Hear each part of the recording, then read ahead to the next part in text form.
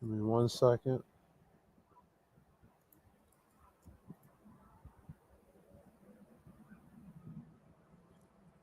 I hope YouTube.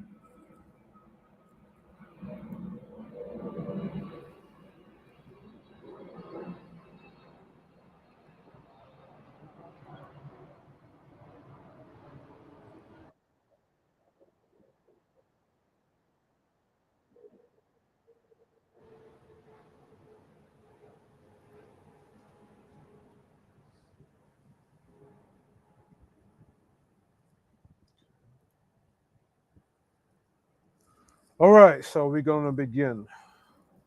Kishadi Gaming Nation. We're going to be talking about. Give me a second.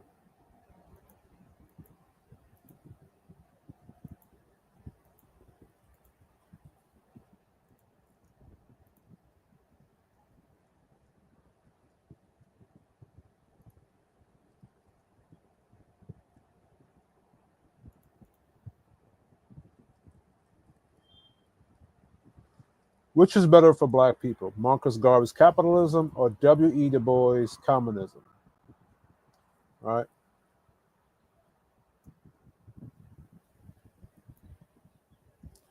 I honestly believe that capitalism is the best system for black men because capitalism is tied directly to patriarchy.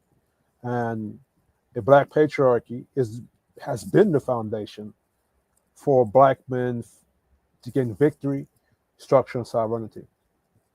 When Malcolm X says that a nation rises no higher than its woman, but I say a woman rises no higher than their men or her man, because it's the man who must instruct the woman and the woman who must teach the children based on what the man has passed down. This is divine order: God, man, woman, and child. Marxism was designed to break that order, to remove the man from the house, to teach the woman instead, flooding her mind with ideology, similar to when the serpent tricked Eve, right? In the garden. The serpent tricked Eve out of her position. And then Eve persuaded Adam out of his position. You know what I'm saying? So Marxist ideology is similar to the serpent in the garden when Eve bit the apple. Why is this? Marxist wants to remove the man from the house, to teach the woman instead, flooding her mind with ideology, so she in turn can raise the children to be loyal to the system, not to the father, or God, right? Loyal to government, not God. Loyal to control, not freedom. This is how Marxist elites, black and white, maintain control. They don't want strong black men. They want manageable people. That's what I'm saying. Marxist does not want a structured patriarchy where the man rule the house. They want people they can control and rule over. You cannot, and they cannot achieve their goal if you have strong patriarchal men that's willing to fight and die for what their belief system is. See what I'm saying? The bourgeoisie, the boule, the black elite, these are people who want to mirror the white 1%, dictating culture, behavior, and belief to the rest of us. This is your Democratic Party, your Roland Martins, your Marco Lamont Hills, right? They want to dictate to the rest of us what it is to be black. They want to dictate to us what it is to be masculinity, what it is to be divine, what it is to be culture, or what they're dictating to you to be culture is black woman is God. Sexy red is a sex symbol. Gorilla is a sex symbol. Everything debaucherous. You ever notice that the Marxism you're pushing to black folks to keep us in a state of debauchery for control? They're pushing everything that's debaucherous, from LGBT activities. LGBT activities go against uh, uh, patriarchal structure. It makes society weaker. If everybody's doing LGBT activities, how are the children being born? You know what I'm saying? If it's man to man, how are kids being born? If it's woman to woman, how are women being born? You feel me? And then now, what are we teaching the next children? To keep practicing or to become more slaves to that system or to become normalized for you to bow down to um, Marxist ideology, right? But they can't do that if patriarchy stands. They can't do that if capitalism gives black men access to freedom, capital, and legacy. Because once a man builds, leads, and protects and owns, he no longer needs a savior. He becomes a provider. He becomes the protector. He becomes king of his own house. In other words, you saved yourself. You don't need a deity to save you. You don't need you don't need protection from an external force because you've provided for yourself, you've conquered for yourself, you've gained financial freedom, you've created a legacy, and you've built a house by thy own hands. Something that nobody can take from you. And once you build something of your own and you're the king of your own, nobody can dictate how you rule. You see what I'm saying? That goes against what Marxism wants. Marxism wants to get rid of class and dictate to you, the people, which makes no funny because Marxist wants to get rid of class and at the same time create a class structure where you're the labor force and they're the one dictating to the labor force. That is a class. That is a hierarchy. One has more power over you, or you're submitting to, or yielding to a superior force. That is a class structure. This is why I say Marxism is the worst thing to ever be introduced to the black community. It broke our families. It broke our order. It handed the woman over to the state and left the man as the enemy. See, Marxism has to look at the man as the enemy because the man, or patriarchy and capitalism, are in relationship to each other, right? Capitalism says individuality, passed on bloodline, innovation, and competition. Something that men thrive in. Patriarchy says protect what you own, eat what you kill, produce, provide, protect, provision, right? And to get rid of the man or to view man as the enemy, you will not follow that man into, right? So if the woman is not following that man, she's not going to want to, or she's not going to want to help him pass down his legacy to his children. See what I'm saying? Thus, this eliminates that class structure. This eliminates private property. This eliminates generational wealth because Marxism wants to control that. So it has to teach the children and teach the women first to hate the men, then teach the children to be unruly to the men. See what I'm saying? The Marxism steps in to become the savior. But capitalism, right? Capitalism gives common man a shot at the throne. Not just a shot at the throne, but a shot to building your own throne. If he works, if he leads, if he builds, he could trade wealth, power, and pass it down to the next king in his line. You know what I mean with that for the common man? In capitalism, each man is responsible for his own destiny, I would want to say. Each man in capitalism is responsible for his own destiny. And by his own hand will he eat bread. You see what I'm saying?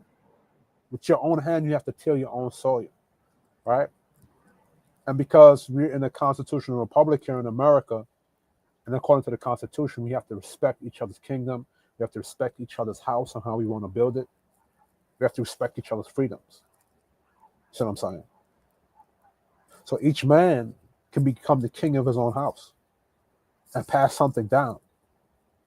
And then your son in your next line takes what you've given him, innovates off of that, and creates his own kingdom, and so on and so forth. And when another force tries to take that from him, he can defend himself because he has money, because he has power. You understand? If you look at Thanos, people agree with Thanos, but what people don't understand is that Thanos was the very reflection or the enforcement of what Marxism or communism stood for. Thanos didn't believe in people. He didn't believe in human spirit. He didn't believe in correction or innovation. Right? He did believe in correction, but he didn't believe in the human ability, or in his context, his world, he didn't believe in the spirit of beings. He didn't believe in the innovation, right? He just wanted control, absolute top-down control by force. Remember, Thanos, he wanted to take the destiny of everybody into his own hands by snapping away half the population. That's how Stalin did it. That's how most societies or countries who practice communism, whenever they felt that it was overpopulated, there was too many people, because they were in control, they took out a percentage of that population. You don't have to believe me on that. Look at Stalin. Look at Mao China. Look at any European nation or Asian country that practiced communism. Thanos was the embodiment of it. That's why I disagree with Thanos. Because Thanos didn't respect the free will of the universe. He didn't respect the planets, the free will of planets. He didn't. He took the destiny of everybody else into his own hands. And that goes against free will.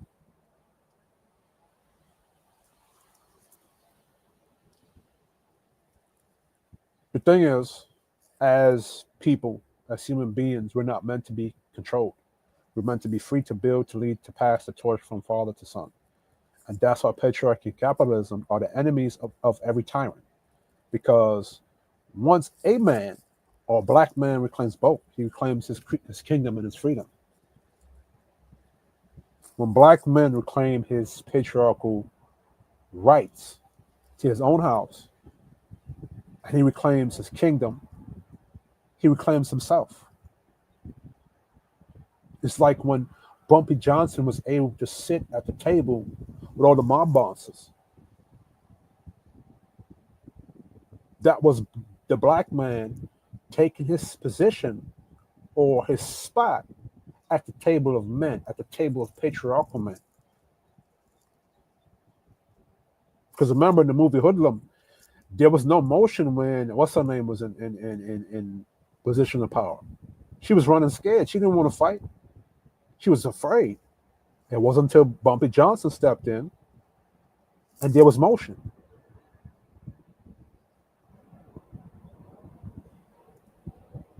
Now, let's go to it. Marxism versus capitalism. Which is better for black people? Marcus Garvey did not favor communism. He was not a socialist in the Marxist sense. His philosophy was rooted in black nationalism, capitalism, and self-reliance, not class struggle or wealth redistribution. Not a communist. Garvey explicitly rejected communism and socialism. He believed that those ideologies were Eurocentric and not designed to empower black people, especially in the context of colonialism or racial oppression. He criticized communists for promoting class warfare, saying it divided black people, when unity was more important for liberation. Communists, and this is quote, communists are misleading the Negro people by causing them to believe that the class struggle was greater than the race struggle, Marcus Garvey. Now, that was at that time, right? At that time, shit was about race. It wasn't about class yet. In the modern time, it's going to be more about class, right? Because now black people are beginning to get into their own, beginning to get into capitalism, beginning to now get into money. So now it's going to be about classism. But at the time of Marcus Garvey, it was about race. Pro-capitalism, but Pan-Africanist.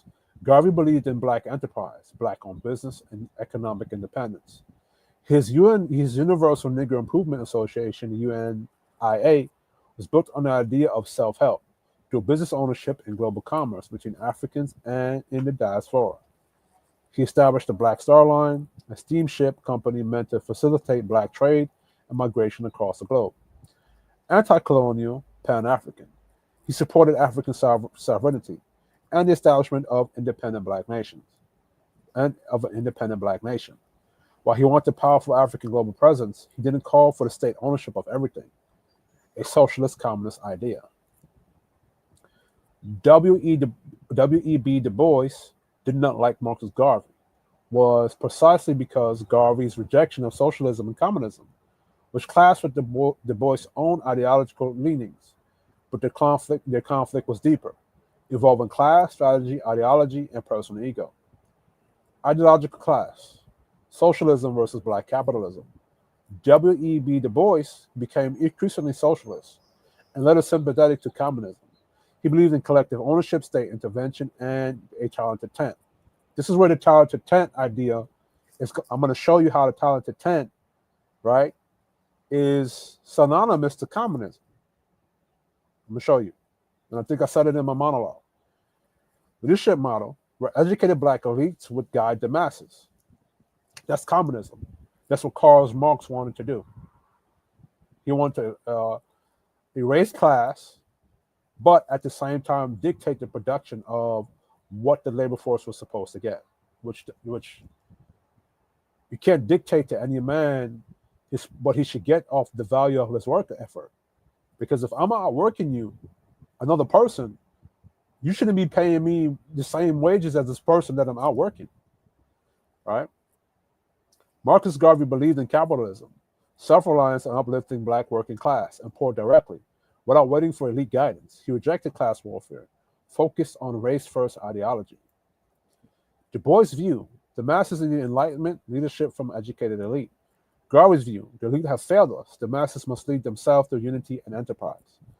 Now, in Du Bois' view, what did he mean by enlightened leadership? Through communism?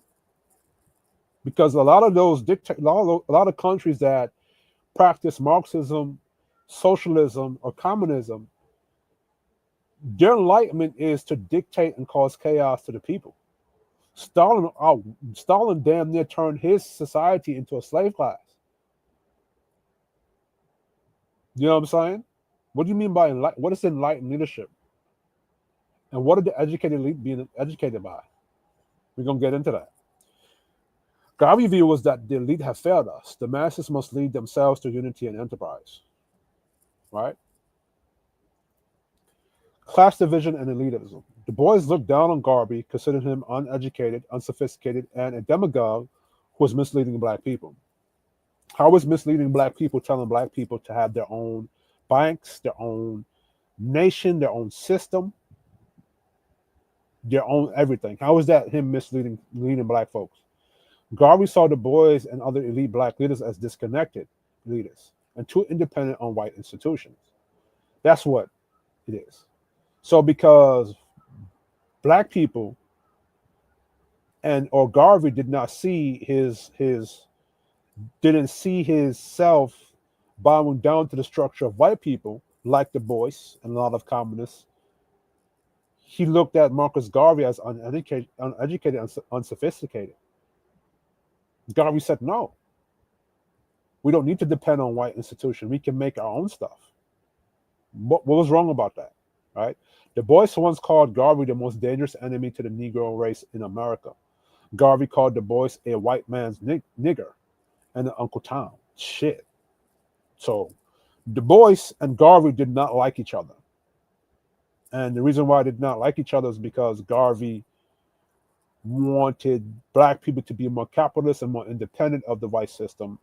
Du Bois didn't like Garvey because Du Bois wanted the elite black people to lead the masses and to have them be more integrated into the white system. Think about that. Which is funny to me is because there's some same black people that say socialism and communism, they claim that white people who practice capitalism is racism. It's racist. So how is that the white people who practice communism or practice socialism not racist, but the ones who practice capitalism is racist? It doesn't make any sense, right? Logically. Strategy, integration versus separation. Du Bois believed in integration into American society and civil rights through legal and political reform, especially in his early years. That's how socialism works. Socialism is not an aggressive, because communism is a more aggressive form of Karl Marx. Socialism is a more subtle version of it. So now how socialism is that it's a parasite that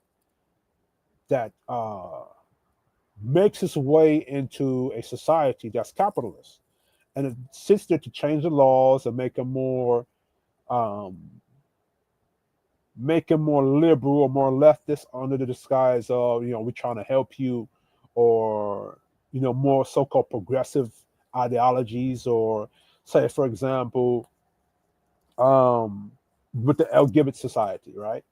It how it how the LGBT people got to become of power is that they were under the disguise of human rights, right? And that's true. Everybody should have human rights. The problem with that is now that if you want to respect the rights of LGBT, the LGBT have to respect the human rights of everybody else, which they're not, right? They want to now bully everybody into accepting their ideologies. So I'm saying, so socialism is like a more softer version of communism, where it's more subtle. It's not aggressive. It's not attacking you directly. It's there to infiltrate whatever society that's capitalist, and then erase, slowly change that society from from a capitalist state into a more communist society, similar to how New York is, right? With the mayor that's going to be elected, it's a Muslim socialist, right? Garvey wanted black separatism and Pan Africanism, building an independent black nation, especially in Africa, right? Garvey's popularity threatened Du Bois. Garvey was immensely popular among the black working class, especially in Harlem and the Caribbean. His mass movement, the UNIA, dwarfed the NAACP in size and energy. Du Bois saw this as a threat to his own leadership and vision of black advancement through elite institutions, right? Du Bois supported Garvey's deportation. Shit. Du Bois eventually supported the federal efforts to investigate and deport Garvey. After Garvey was convicted of mail fraud, widely seen today as politically motivated, that showed just how deep the hostility ran. So, Du Bois, a communist, helped to deport Marcus Garvey, who was a capitalist. And remember, Marcus Garvey's vision for black people was to be an independent nation, had their own banks, had their own things.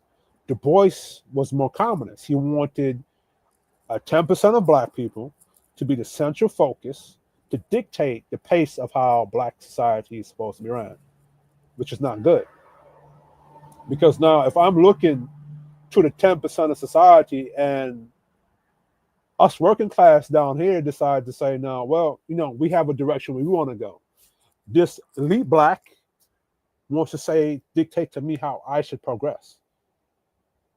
And I have to progress based upon what this elite 10% is telling me to do. That's not good for human progression, because now my growth is at a ceiling cap. It's capped, or it's being directed by whoever that 10% elite class of blacks is. And that elite class of blacks can say, well, black people should be gay, or black people should be LGBT, or black people should be non-traditional, or black people should be matriarchal. You see what I'm saying? You can't, as a group of people, you cannot leave your destiny up to the hands of somebody else, because that person can take you anywhere they want to take you. They can decide one day that you should be stupid. They can decide one day that you should be broke.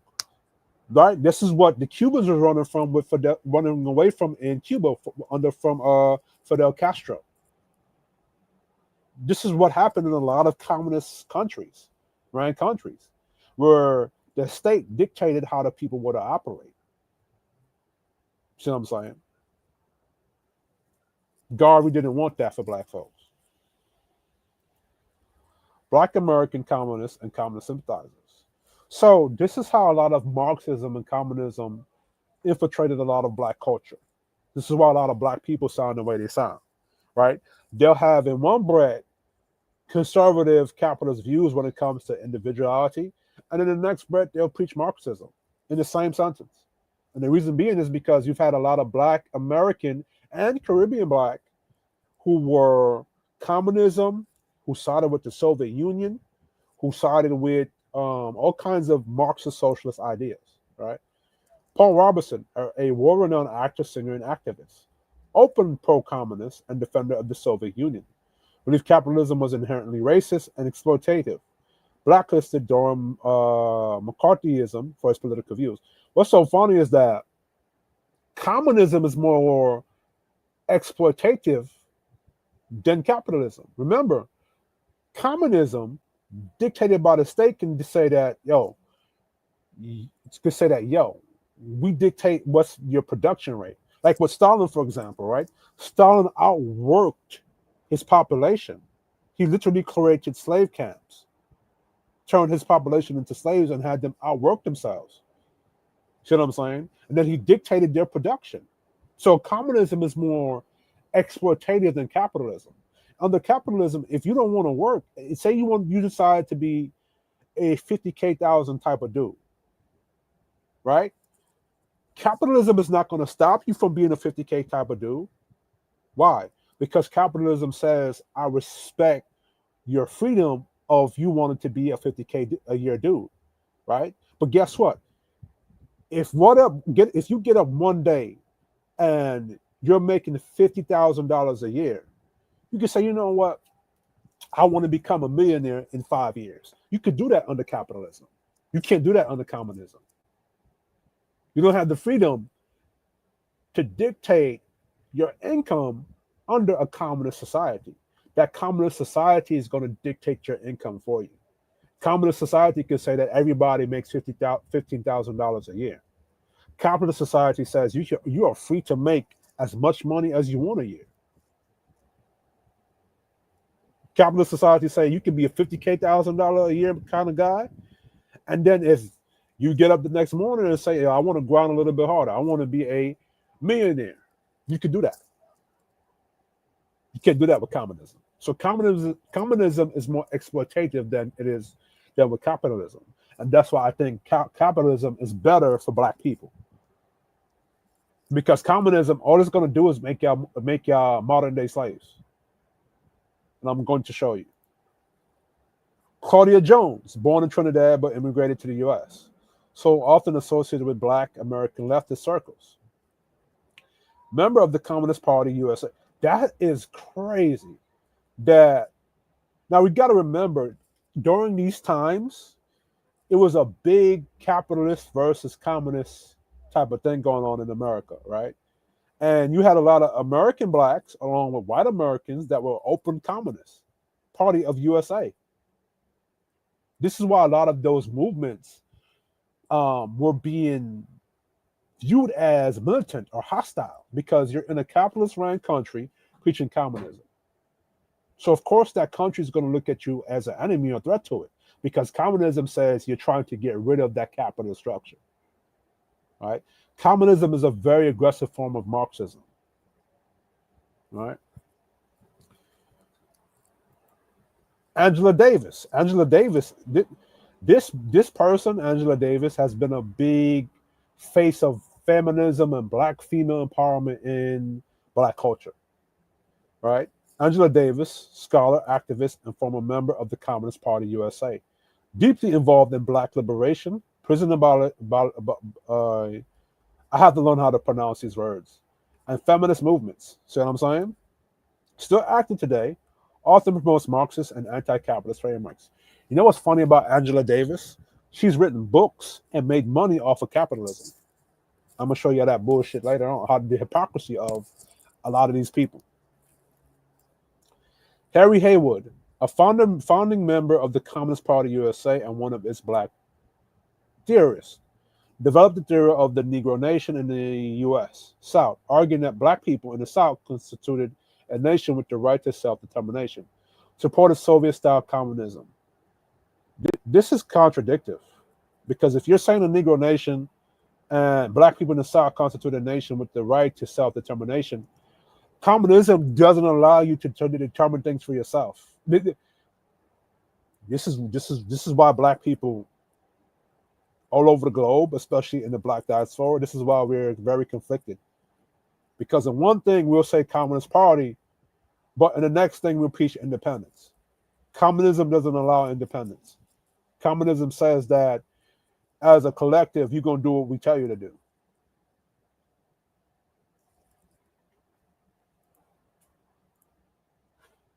All right, let's get into it.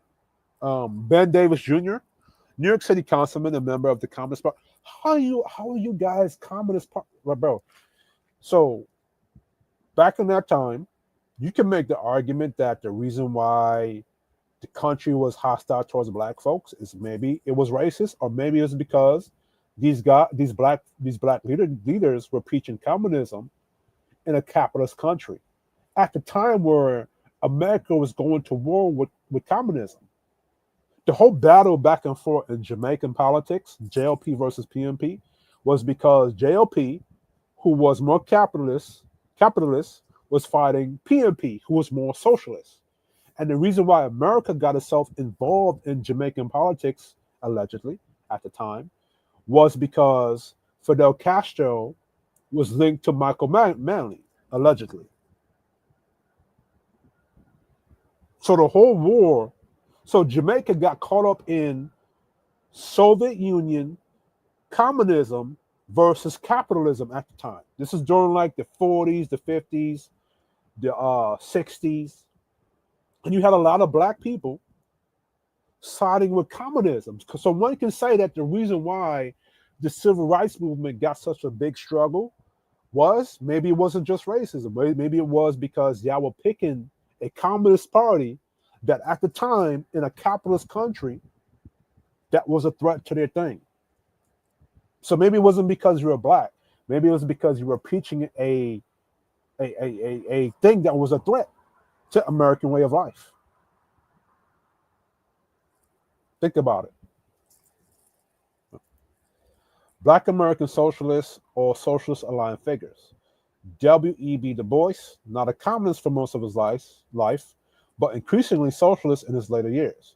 Eventually joined the Communist Party USA in 1961 at the age of 93, just before immigrating to Ghana, my fault. Believed capitalism was incomplete without racial justice. Now, that last statement was absolutely true. Why?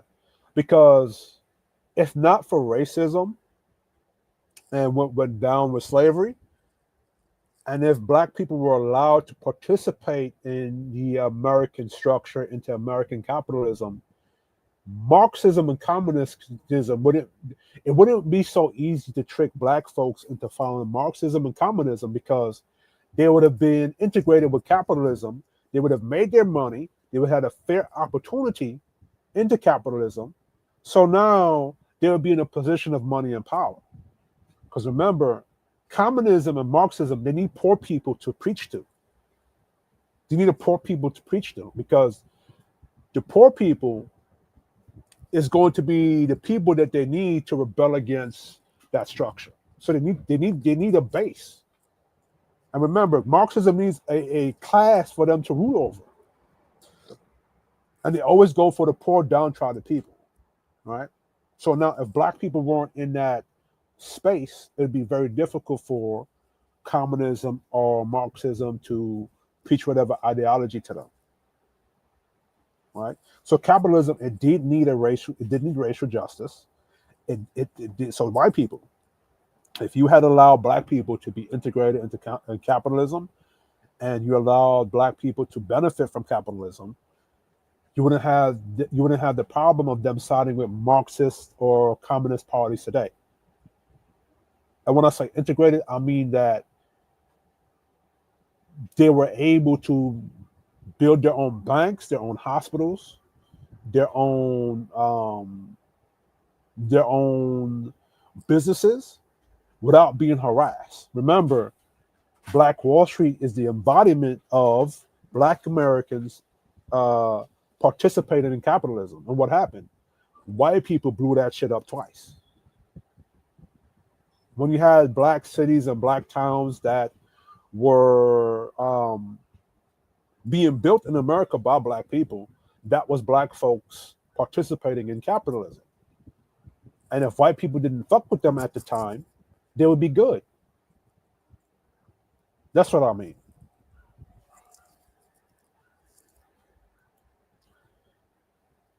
Philip Randolph, labor leader, founder of the Brotherhood of Sleeping Car Porters, democratic socialist.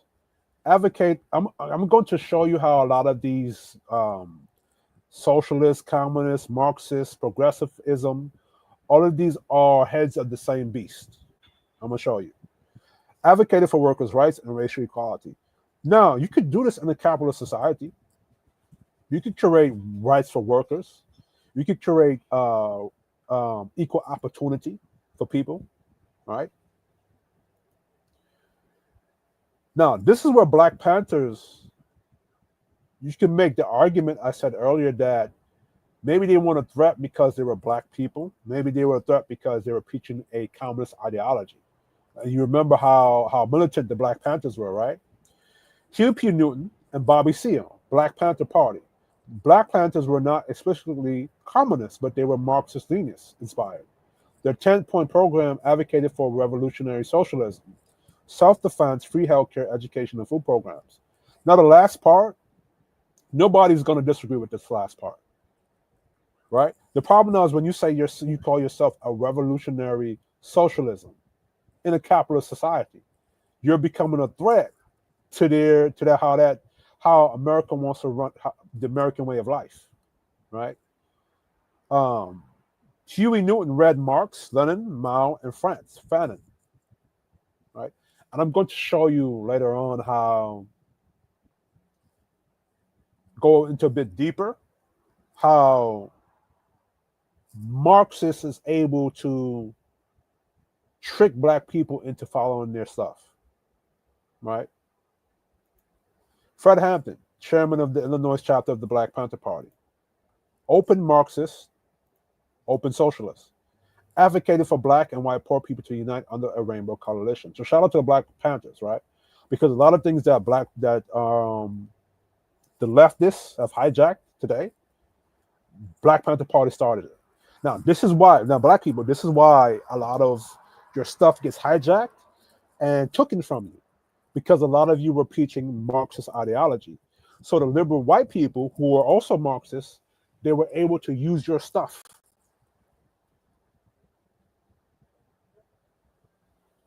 And then flip it into whatever negative thing they wanted, right?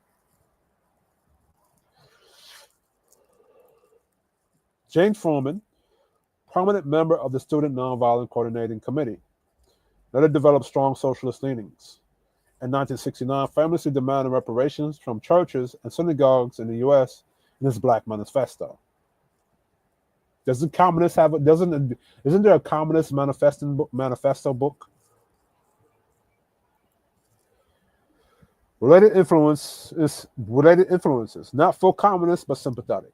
Martin Luther King Jr. was not a socialist, but his later speeches, especially about economic inequality and militarism, sounded increasingly anti-capitalist, right? We must recognize that we can solve our problem now until there's a radical redistribution of economic and political power. That is very communism. Why is that? Because now this sounds appealing to Black people, because now you're trying to redistribute economic and political power to a group of people that don't have it. See what I'm saying?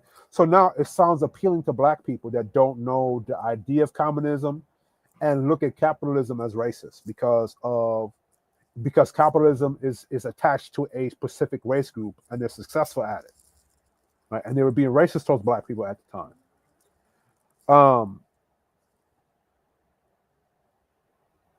See, economy and political power, that's not something that's given to you. That's something you got to go take and earn. That's the idea of capitalism. I'm going to show you what it is, right? So stick with me.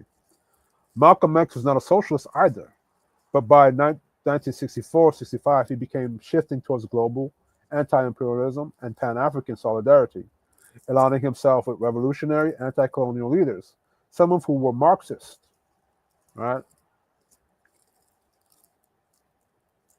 Like this is why I'm telling you, this is why Marxism, this is why a lot of Black people and Black culture have been, or a lot of Black culture in the Black diaspora Some has a lot of Marxist ideology in themselves because a lot of the leaders had it. A lot of this stuff is integrated into how you speak. This is why the black men and women who engage in capitalism and are successful are looked at as coons and sellouts. This is why. And then they'll call you whitewashing or white sympathizers because they look at capitalism as something synonymous to just white people. When Asians can come to America and engage in capitalism and be successful, any group can engage in capitalism and be successful at it. The problem now is that because America was racist towards black people and it didn't allow black people to benefit from capitalism, right? It seems like now capitalism is not something for black people to practice. And that communism and Marxism is better when it's not. Right? If black people were under the full might of communism, the slavery for them is going to be worse. Ask Cuba and Fidel Castro. Ask the Cubans that live in Cuba what it was like under Fidel Castro. Ask China.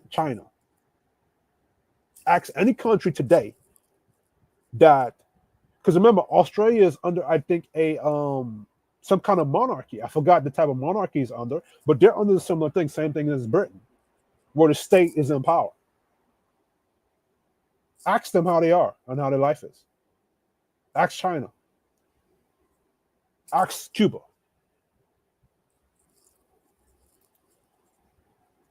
Marcus Garvey for the common black man.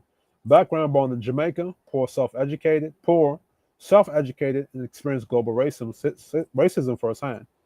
Spoke the language of the working class, dock workers, farmers, laborers. Built the UNI, Universal Negro Improvement Association, into the largest black organization in modern history. Millions of followers. Now, Marxism says that it's for the labor class, right? And Marxism says that everybody is equal. But the dock worker, the farmer, and laborers are not the same. They're both different functions, different responsibilities, right? Different work output. But Marcus Garvey was able to recognize capitalism is good for the labor force because now it gives them a shot at gaining money, power, and wealth, right? Philosophy: Pan-Africanism reconnects black people to Africa, spirituality, cultural and physical. Self-reliance, right? Up humanity race. He emphasized dignity, work ethic, and building black-owned businesses. Mass appeal. He didn't care about pedigree or elite education. He wanted everyday black people to rise. And W.E.B. Bois looked at Marcus Garvey as a threat to black America when he wanted both black Americans and Caribbean blacks to rise. Everyday black people, right? Economic focus: entrepreneurship, black-owned industry, and self-sustaining communities. More compatible with capitalism, but with racial solidarity. Right? So he understood that capitalism works, but black people can do it on his own. He could do it for himself without white people. I'm lying. Du Bois for the talented 10. Background: born in Massachusetts, middle class, Harvard educated. First black PhD from Harvard, trained in Europe. Came from the more sheltered experience of racism early in life. Preferred refined debate, policy influence, and respectability. Now, nothing's wrong with this. You know what I'm saying? Nothing's wrong with this. But now, if you're trying to say that you want this down here, philosophy believed in the talented 10, the idea that the top 10% of educated elite black leaders should uplift the race. Advocated integration into American society and elite circles. Skeptical of mass movements, he thought the average black person needed to be led by the best educated. What's the best educated? You know what I'm saying? This sounds a lot like Karl Marx or communism, where somebody believes that we can lead you, we can dictate how we lead you, and you should follow us. You know what I'm saying? I disagree with this. Economic focus, leaning towards socialism later on in life, even joined the Communist Party at age 93. Believed the state should help correct racial and class inequalities. Never looked to the state And I keep saying that. No state or centralized government has ever helped to correct inequalities of people. It's never worked because individual people have to correct themselves. And whether you're educated, even if you're part of that top 10%, who the fuck is you to tell me what to do, and how to think, and what education is? Especially if you're being educated by, at the time, racist white people that don't like niggas. You're just going to be the extension of them because you're being educated by them. You know what I'm saying? You're controlling my destiny. I shouldn't have to look to the talented 10% or to define how I should run my life or how I should educate myself. I should determine that. You feel me? Nothing wrong with them. Nothing wrong with those type of people, right? But you should not be in dictatorship of my life and how other black people should run their lives, right? Final thought. Garvey believed in empowering all black people, no matter their education or their social status, to rise on their own terms, even if that meant separation from the West. Du Bois believed in cultivating a black elite that could guide the rest and gain equality within the system. Both were brilliant in different ways, but they represented two totally different paths for black liberation. Garvey bottom up, Du Bois top down, right? Now, nothing is wrong with this part right here. Nothing is wrong. He believed that black people could gain equality by proving themselves worthy of inclusion. Now we know what inclusion means today, right? Look what happened to black folks now that we are included with LGBT, all these intersectional groups, feminism, Marxism, progressivism. Look what has happened to black people now that everybody's included into our shit and we're included to everybody else, right? And he wanted black. Look at this last part. He believed that black people could gain equality by proving themselves worthy of inclusion in America's elite intellectual and political circles, which were dominated by white men. Why would you do that when you could create your own space? You don't need to be included amongst white men in their circles. Because what type of, remember, you have the liberal white man and you have the conservative white man, and both of them don't like you. Why are you trying to get into circles that don't like you and just build your own circle? His vision of the talented tent was not to be about rejecting the white system. It was about mastering it in it and rising within it, even if that meant being a black elite among white elites. But Marcus Garvey would have achieved that. No, I'm gonna show you that. He thought racial uplift would happen through policy, prestige, and institutional inclusion, not grassroots revolution. Du Bois believed the problem was exclusion, and the solution was black excellence accepted by white society. You want white society at that time that call you nigga, that's saying nigga bathroom, white bathroom. Why do you want that to accept you? This is what I mean about black folks looking for white validation.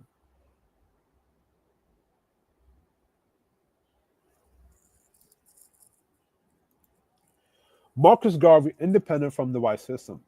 Garvey was suspicious of white power structures and did not believe black liberation could come through white validation or institutions. He wanted to build a separate black power base, culturally, economically, and politically. His goal was not to join the 1%. It was to create a new 100% of black excellence independent of white dominance. Garvey believed the only way forward was to reconnect with Africa, build black-owned businesses, and install pride and autonomy in the masses. Now, I don't believe going back to Africa. I really don't. But I do believe that black people can build their own power base in America just like everybody else is able to do so. Right? Garvey believed the problem was dependence, and the solution was black sovereignty and separation. Final truth. Du Bois wanted access, Garvey wanted autonomy. Now, this is the thing. When you're trying to be integrated or included into white people amongst white elites, you have to submit yourself to the dominant people of that time and how they want you to be. You don't get to be, you don't have autonomy in yourself and how you want to be. This is how when black people are trying to get into corporate America and now you have to wear a suit like them. You have to speak like them. You have to adapt to their culture and shit. You can't have your own cultural names. You can't wear dreadlocks in corporate America. The only type of black man they accept in corporate America is a tame, conquered, El Gibbet person. That's why on your job application back in the day, they would say if they would say you're not culturally fit, and what they really meant, and this is by liberal people, right? What they really meant is that you're too black for the environment. You know what I'm saying? And that's where their visions of black people were fundamentally incompatible. Du Bois saw value in working within the system. Garvey saw liberation only in breaking away from the system, right? Marcus Garvey autonomy, focus equality. Garvey didn't preach sameness; he preached freedom. He wasn't against having black elites. He was against black dependence on white elites or white approval. What he wanted was black world with internal hierarchy based on merit, not oppression from the outside. So this is my analogy, right? The 50K man and the six-figure man are both free, both autonomous, and neither controls the other, right? Because the 50K man and this guy making six figures, say the guy he's making 250K, he's making $250,000 a year, and you're making 50K. That man who's making 50K doesn't dictate my life. Neither do I dictate his life. He's not God over me. If I'm comfortable making 50K a year, right, I still have my autonomy. I don't have to listen to the six-figure nigga if I'm comfortable where I'm at. Right? If the guy who's making the 250K a year comes through and punches me in my face, I could call the police and sue him. That's what it means to be autonomous or have autonomy. Nobody's dictating my pace or what to do. I dictate that. That's real empowerment. When you choose your level of grind and nobody outside your group dictates your work. That's capitalism done right. And that's what Garvey saw as a pathway to black power. We're going to build our own business, our own ships, our own schools, our own elite, and we'll rise within our own structure, not theirs. What was wrong with that? What was wrong with that? What was wrong with having a black-owned businesses, having your own ships, your own schools, your own elite, where you don't have to go to a white doctor and him trying to dictate your health, and you have to depend upon the white hospital, knowing that black people and white people are different. Our organs are different. Our psychology is different. How we digest food is different. How our enzymes is different. For example, when black people consume soy, it messes up our hormones.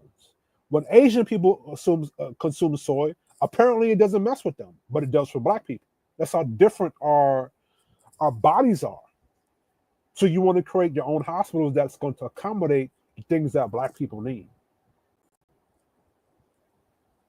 And at the time, you cannot get that from a society that's dominated by white people, whether they were left or liberal, whether they're liberal or conservative, because both of them didn't like you. You know what I'm saying? All right, and that's the end of that right there. Let me add this to the stage right here. Give me a moment.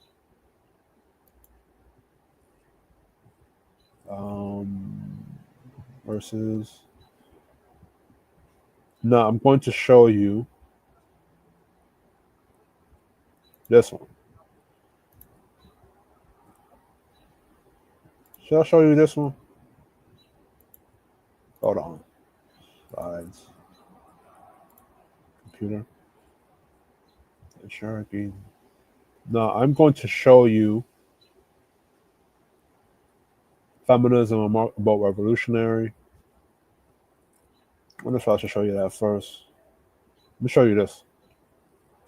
Now I made an analogy between the movie Captain America versus Tony Stark. Right? This is during. Now, this one, Captain America, classical liberalism, libertarianism, natural rights. People should retain individual autonomy and not blindly follow the state. Tony Stark, technocrat, collectivism, statist ideology, Marxist leaning. Power should be regulated by the government even if it's fallible.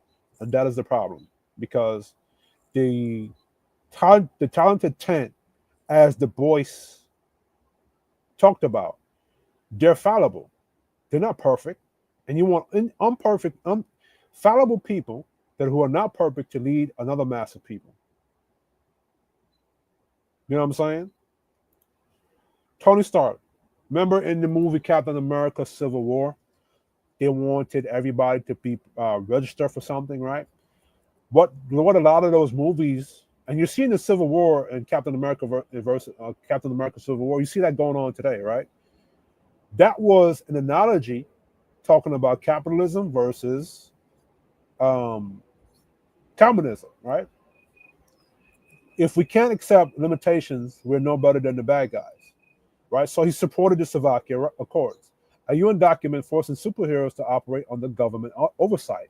This means giving up autonomy, allowing centralized authority to decide when and where and how heroes act. This represents a collective, technocrat, or even a proto-communist mindset. The state becomes a moral compass. The individual is secondary to the collective. Motivation, right? So guilt-driven, wants accountability, but through external top-down control, right? So a lot of these movies and even anime, they tell you what's going to go on, right? Captain America, anti-registration, pro-individual freedom. The safest hands are still our own, right? Steve Rogers rejects the Slovakia Accords, refuses to let politicians and bureaucrats dictate what he believes in. And you got to remember, Captain America fought. Remember, he fought during Nazi Germany, so he saw what happens when a tyrant is in dictatorship of people. He's seen communism or socialism firsthand, so that's why he's against. That's why he stood against it, right? He believes in individual agency and responsibility, that the state can be corrupted. So loyalty to conscience conscience comes before loyalty to institution, right? This is why the talented tent that Dr. Du Bois proposed was a bad idea, because that 10% can be corrupted. Motivation based on lived experience. He saw Nazi fascism abuse government power. Shield infiltrated by Hydra, a totalitarian force. So he doesn't trust centralized control, even if it's well-meaning, right? Things mean well. People mean well. For example, now, right? I'll save that for later. Philosophical tension. Tony Stark status, Captain America individualist. Authority should come from conscience, right? That's Captain America. State control. The individual internal. Trust government, yes, even flawed. No, too easily corrupted. And governments can be corrupted. This is why you don't put it into the state. That's why in America, there's checks and balances in the government to prevent it from being corrupted, right?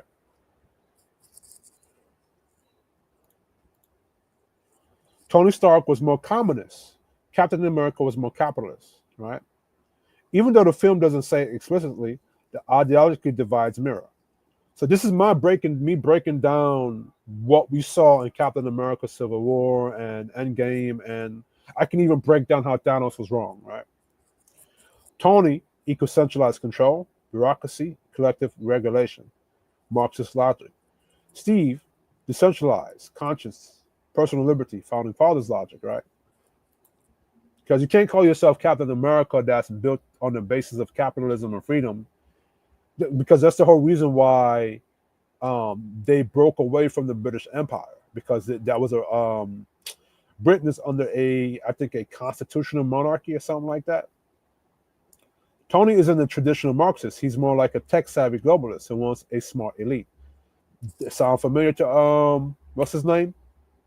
What's his name? W.E. Du Bois, where W.E. Du Bois wanted the talented tent to control society for its own good. That mirrors technocratic socialism, where elites plan society scientifically. So this is what we're up against in modern day, right? You have Which technocrats is like a technocrat is like what's this man name? Elon Musk. Elon Musk is a technocrat, socialist. This is probably why him and Donald Trump clash, because Donald Trump, he's a capitalist. He's an old school red blooded American capitalist, and I can't believe I just forgot his name. Um, Elon Musk is a technocrat, right? Marxist-Leninism, where the Vanguard Party decides what's best for the people. Again, you cannot allow flawed people to decide what's best for everybody else, and that's why Thanos was wrong. Captain America Civil War is not just a superhero conflict. It's a clash of political ideologies. Freedom versus control, self-governance versus state oversight, moral conscience versus institutional obedience. And in many ways, it reflects the same ideological warfare we see in real life, especially today. Captain America, the Winter Soldier, right? Nick Fury introduces Project Insight. 3 helicarriers linked to satellites that can preemptively eliminate threats. This is why communism is bad. The idea is to prevent chaos by controlling the future. Sounds safe, but it's totalitarian. It's a totalitarian dream. Captain America suspicious. Later, it's revealed Hydra has infiltrated S.H.I.E.L.D. and plans to use the system to eliminate political enemies and dissenters. Not criminals, but people who might resist them. That's communism. So you're not eliminating people that are actual threats or criminals.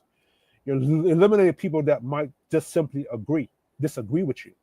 This is why Thanos was wrong, because Thanos was exactly that. Thanos was somebody that, when he snapped his finger, he didn't delete criminals. He didn't delete rapists. He didn't delete corruption. He snapped his finger and just deleted random people. This is why his logic was very flawed. Thanos.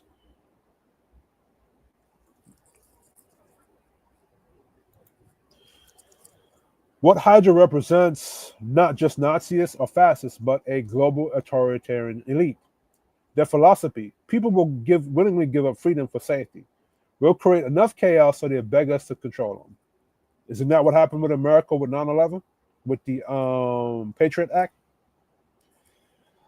That's pure authoritarian communism in disguise. That's happening right now in Black culture, where in Black culture, chaos is being created. You're stuck in a victimhood mentality, and in your victimhood mentality, you're begging people for handouts. And with those handouts, they can dictate or control how they want you to move. Because in order to get this handout, you have to submit to how we want you to be. That's happening right now. That's pure authoritarian communism in disguise. Surveillance state, like East Germany, Stasi, or Soviet Russia. Elimination of dissent before it even happens, like Stalin's purges. I might look into that on this live. Hidden infiltration of democratic institutions to replace them with centralized command. This is why they said with Hydra, if you look at Karl Marx, it's similar to Hydra, right? Because what they said, Hydra has many heads, cut off one goes back. So, socialism, communism, progressivism, and feminism, these are the heads of, like Hydra in that movie, like Karl Marx, because communism, socialism, feminism, progressivism, all these isms are just other heads to the beast called Karl Marx, or Marxism. They're all the same. So like Hydra in Captain America, that's what you can look at Karl Marx like. All right.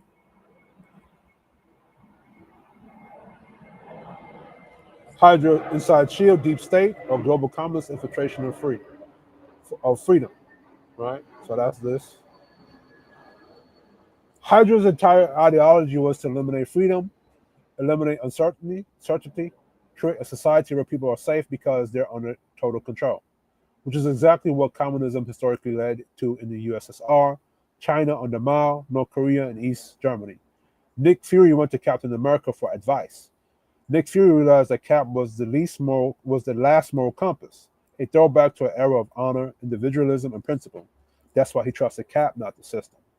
So, in other words, Nick Fury went to Captain America because he represents the old school capitalism. He represents the old school traditional values. You know what I'm saying? Old school patriarchy. Captain America films, The Winter Soldier and Civil War, are coded warnings about how freedom can be lost through fear, how the state can become a tyrant under the mask of security, the Patriot Act, right? How ideologies like communism don't always announce themselves. They infiltrate, they speak in safety language, and they weaponize chaos to consolidate control. This is what has happened in America, Patriot Act. This is what's happening in the black culture, right? Where in your this is how a lot of the black caucus agreed to Joe Biden's 1994 crime bill, because there was a lot of chaos through the crack era being created in black culture. So because of that chaos, you beg the state for some kind of control or some kind of help. And thence Joe Biden creates the 1994 crime bill.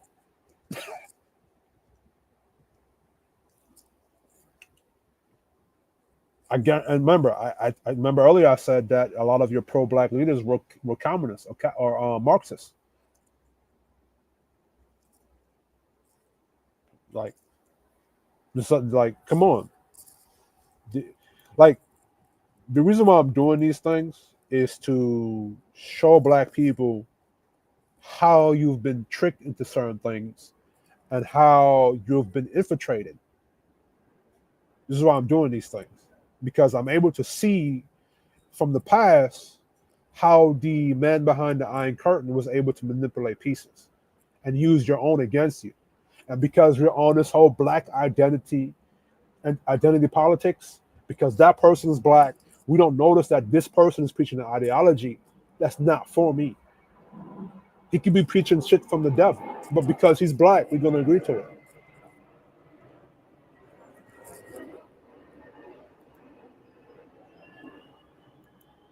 This is very important to black men in dating, because a lot of your black women preach a lot of feminism, Marxism, that goes against a patriarchal, leadership-led black male community. So this is why I'm showing you guys this, because feminism and Marxism is heads of the same beast, Karl Marx, Hydra. All right. What Marxist wants to dismantle: class hierarchy, bourgeoisie, or proletariat. Capitalism, which it sees as the root of economic inequality. Private property, especially inherited wealth. Family and religion, Marx called them tools of oppression. We're going to break this stuff down, right? But feminism, especially radical feminism, wants to dismantle patriarchy, male-led systems, traditional family structure, gender roles, especially women's roles as mothers and wives, sexual norms rooted in religion and tradition, right? Let me go through this, right? Especially with the feminist part. Now, the reason why they want women to be the head of the family, or head of the children, or the decision maker is simply because, and the men to be the slaves of that, is because women are more controllable. If you can influence the women, you can influence the children. But what protects that is that she's getting her influence from her man, her traditional man. So they have to remove the man so they can influence the woman with whatever. And then she's going to train up the next generation of children to be controlled by whatever influence she learned from. See what I'm saying? Sexual norms rooted in religion or tradition. Now, there's a reason why women can't be promiscuous, but men can.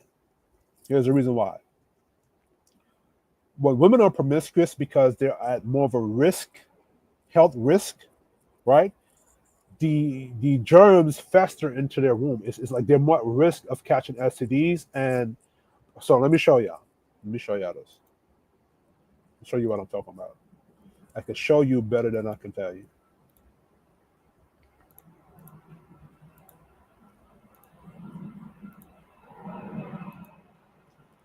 We're going to go into this. Hold on. Move this. Do that. Let me add. Where's the screen? This on I yeah. So on I chat GBT, new chat. Now, in reference to science and biology, a woman at more risk of STDs when they're being promiscuous? Or is that the reason why it's been traditionally against women being promiscuous because they are more at risk of germs and STDs and that stuff? And what's the biology behind it?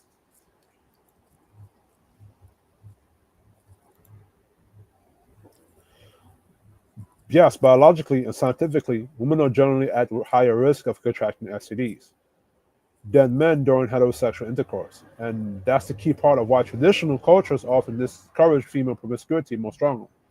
Let's break it down clearly and factually. Biological reasons. Women are more risk of STDs. Anatomy, internal versus external. Women's reproductive systems are internal, which makes them more vulnerable. The vaginal lining is delicate and can easily absorb fluids, including semen that may carry viruses or bacteria. In contrast, the male urethra is external. That reminds me of Hank Hill from King of the Hill. Male urethra is external, and pathogens have a harder time penetrating the skin or opening unless there's a sore or cut. Surface area and exposure time. During sex, semen remains in the vagina for hours, increasing the window of exposure. The mucus, mucosal surfaces of the vagina are more susceptible to micro tears, especially during rough or frequent sex with multiple partners. Women have a larger surface area of exposed mucosa than men during sex, increasing the chance of transmission, higher transmission rates. STDs like HIV. So you get the idea. I don't have to go through this for you to get the idea, right? And because women are responsible for carrying life and giving birth to life, you can't have women that are infected with germs and all the such carrying on children. That's going to taint the children. This is why it was against them to be. That's why traditionally it was against women to be promiscuous. Right. So let's go back to this. So a lot of things that have been put in place wasn't to suppress women; it was to actually protect you. So both Marxism and feminism see hierarchy as inherently unjust, seek to liberate a group seen as oppressed, workers or women. So this is what I mean when Marxism looks for oppressed people, because usually the looks at liberate groups seen as oppressed. This is why they look for workers or black people who are in a losing position, because they can use them as an army base to attack whoever they need to attack.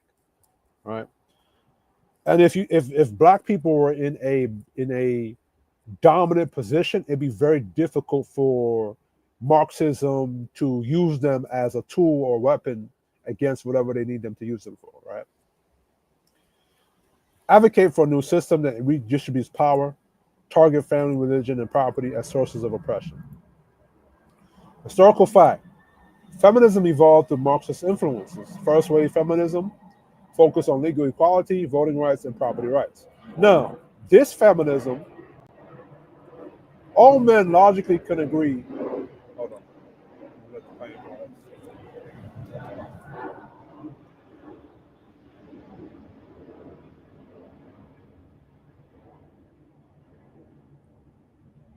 I live by JFK Airport. But anyway, we all can agree that the first wave feminism logically is not a problem, right? Because women should have autonomy. They should be able to own property. They should all have their own voting rights. And, that's fair, right? But then when you get to the second wave of feminism, heavily influenced by Marxist and socialist theory, key figures like, and I think when you gave women the right to vote and rights to property, that's when you see Marxists that's when now you remove that protection against them. And this is how you're able to influence them with second wave feminism. Heavily influenced by Marxist and socialist theory. Key figures like Charlotte Smith Firestone, Kate Millett integrated Marxist class analysis into gender struggle. Firestone book, The Dialectic of Sex, argued that the family is the primary unit of oppression, and women's liberation requires it to abolish. It's I have to learn how to say these words properly. Abolition, abolishment. Shit. This mirrors Marx's belief that the nuclear family reinforces class inequality. And why is that? Because in a capitalist society, in a family structure, it's God, man, woman, and child. So right off the bat, that's going to look at some, because they're not equal, because one is above the other. They're going to look at that as inequality. See what I'm saying? If so, example, if one stair, the second stair is above the first stair, Marxism is going to look at those stairs as an equal, an equality. See what I'm saying? If I'm 5'10" and somebody is 6'5", he's taller than me. We're not equal at that point. So Marx is going to look at that as inequality because one person is taller than me. So that's how it looks at family structure, because the man is the head, the woman is the secondary, and the child is the third. Right? And they're looking at the woman as being oppressed and needs liberation. But why does she need liberation from? How is she being oppressed? Because remember, women at the time, they were cooking, cleaning, and nurturing the child. All they had to do was follow the man's instruction and be submissive to him. Right? And this is what they used to say that women were being oppressed. They would pick out the few men in society that were being, I guess, abusive, and say all men were like this. And this is why women need to be liberated, because of what a few rich white women the few rich white women were dealing with a few oppressive men that may or may not have abused them.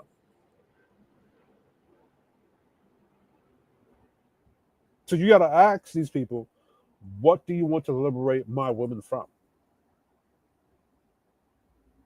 Why do you want them to liberate them from a traditional household where the man is at the head, he's protecting, he's providing, he's producing for that woman, and then when that man dies, she's going to benefit from what he built. She just has to pass it down to his children. How is that? Why are you liberating women from that? I'll tell you why. Because they want to liberate women from the influence of a patriarchal man so that they can control them. So liberating women is not about freeing you from an oppressive, or what they call an oppressive man. Liberation of women is about them taking the control over the women from you, the man, so they can do what they want to do with her. And this is where you see feminism. This is where you see slut walk. This is where you see 304 culture, hookup culture.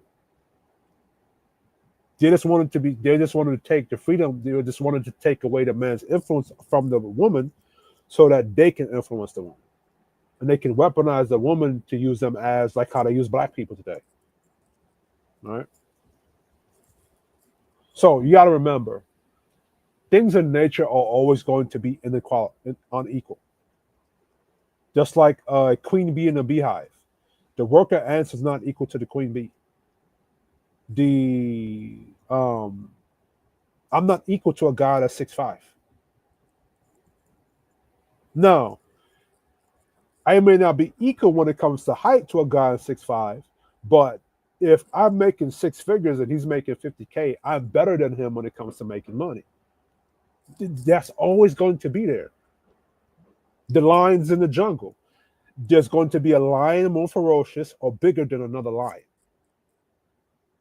And lions are the most alpha male creature in the desert. Yet there's elephants that a lion don't fuck with. The elephant will whoop a lion's ass. And there's days where that lion will conquer that elephant if he fuck around and let the lion bite him behind his ear. That's like the crocodile in the ocean, or if you watch Discovery Channel, right? The lion knows not to go into that water with that alligator, and the alligator knows not to go on land with that lion. So shit in nature is always going to be unequal. Always. That's what's logically flawed about this idea about inequality, because things are always going to be unequal. That's just life. It is what it is. You go into an MMA gym, everybody can do the same training, put out the same work output. There's going to be somebody better than you. This is going to be somebody you just can't beat. No, can you beat that person? Yes. You might have to figure out how to train your body and then beat him. But you know what I'm saying? It's always going to be inequality somewhere.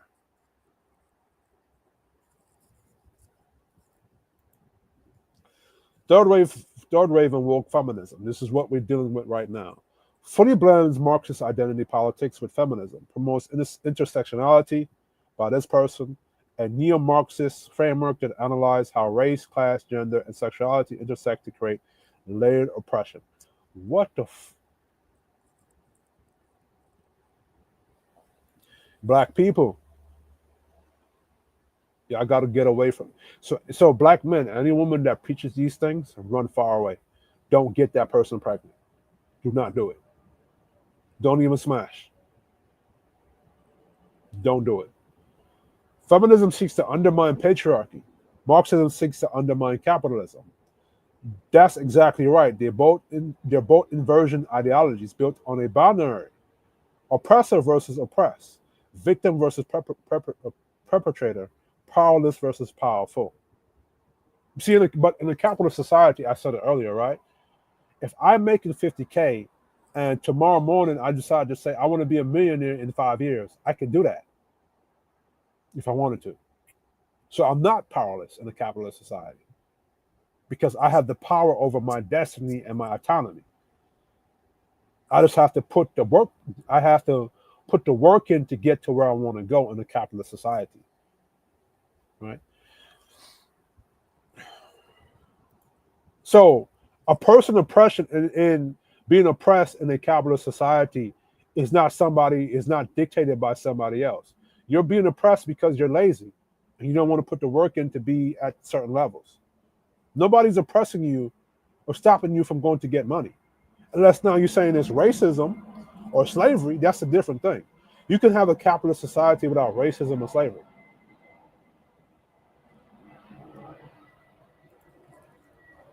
Capitalism and patriarchy are linked. That's exactly how radical feminists and Marxists see it in their framework. Capitalism relies on patriarchy to maintain labor divisions, women as caretakers, unpaid workers at home, right? Patriarchy relies on capitalism to give men economic control status over women. That's how they look at it. So Marxist feminist thought, the two reinforce each other, and both must be destroyed to achieve liberation. Liberation from what? Liberation from law and order. Liberation from you having control over your own life. Capitalism gives you control over your own life, right? Patriarchy protects that. Capitalism gives you control over your own life, your own economic freedom. Patriarchy protects that. So now, if I can free women, and from that, right now, I can use those women, or I can trick black people into believing that capitalism is evil.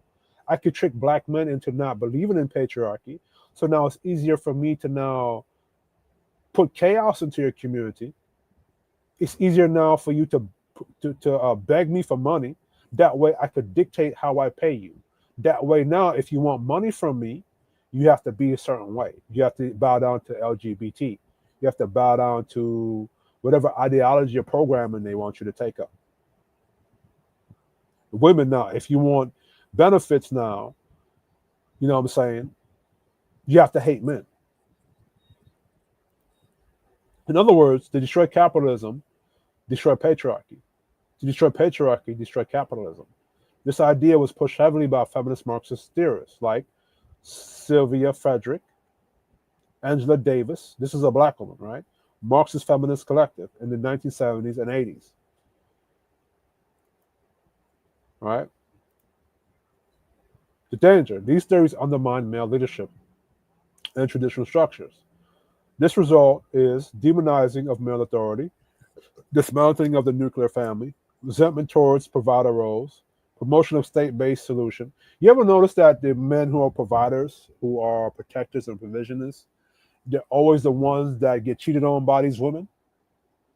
They're always the ones that we call lames and suckers, and take that into consideration. Listen to what I just said.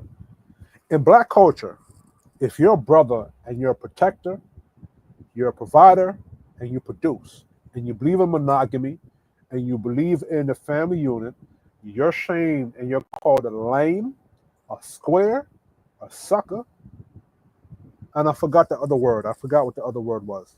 Um, I forgot the other word. Shit. Yeah, but you're called a lame, a square, and a sucker in black culture. Oh, you're called a beta male.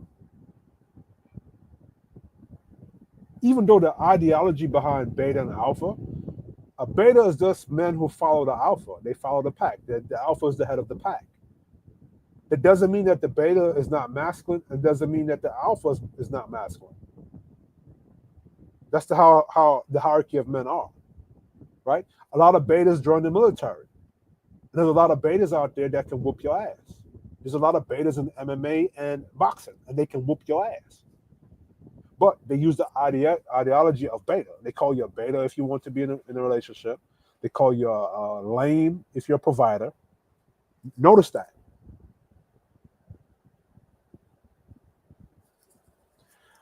Promotion of state-based solutions, universal childcare, basic income to replace fathers and husbands. Belief that structure equals oppression, even when it's stabilizing. So, because I tell a woman, and this is why they call men toxic for saying that your woman cannot go outside at a certain time. This is why they call you controlling. Those are Marxists. That's a Marxist way to now get that woman to believe that this man telling you not to go out at a certain time, or this man telling you to dress modestly, is controlling, because now you're giving that woman structure and you're giving that woman order. See what I'm saying? So they call that oppression, or they call a man a toxic if you think that way, right? It's to get to shame you out of being traditional, and it's to get the woman to think that, or to program that woman to think that what that man is telling you is wrong, right? So now when you look into the black culture and the black community, and you see black women doing what they're doing, a lot of that is the result of Marxist training, feminist training. And if not, I'll look at a sister and I tell her, "You'll go put some clothes on," and she tells me, "Fuck you to the face. You can't tell me what to do." That's Marxism. That's feminism right there. You can't really do nothing with that. It's black men. Like, you can try. Good luck. All right. Conclusion: feminism and Marxism are ideologically and historically linked. They both seek to dismantle power hierarchies, capitalism, and patriarchy. The end goals are liberation through revolution, not reform. Both have been used to attack traditional male leadership, family structures, and economic independence. And yes, they view patriarchy and capitalism as complementary systems of oppression. All right. So this is feminism and how Marxism are linked. All right. So you can look at feminism or Marxism like that two-headed dog in mythology. Cerberus. It's like a two-headed Rottweiler. You can look at that. You can look at Marxism and feminism as that, right? So let me look. Let me do one more thing, and then we're gonna surf the internet for stuff. Um, I think I did this. Hold on. Did I do this one? Yeah. Add. Okay, so I'm gonna do that. Then I'm gonna do this one.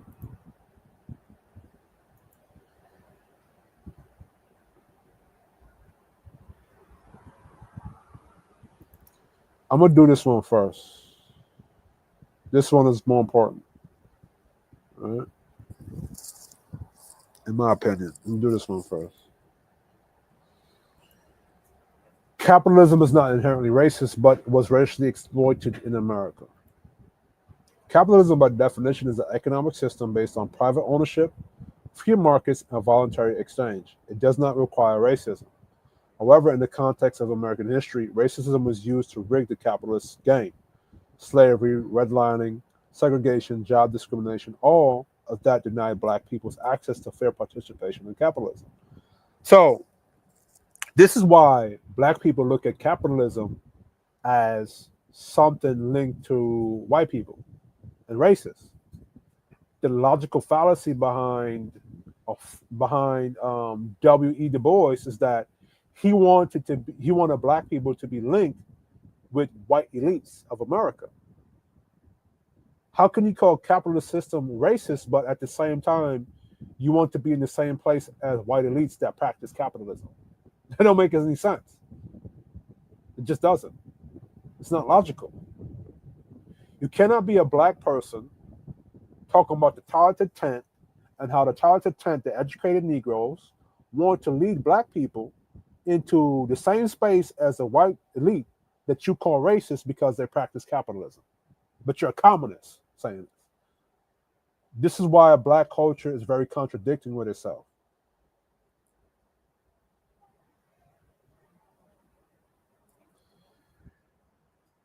So to many Black people, capitalism equals racism because their lived experience in America showed that only white people were allowed to win in that system for a long time.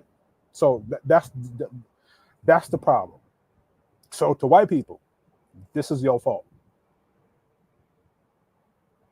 You got to take accountability on this because if you were not racist towards Black people and you were not bombing and redlining and segregating Black people, well, as far as bombing or redlining Black people, like say bombing Black Wall Street twice, if you guys were not doing that, Black people would not hate America today. Black people would not hate white people today.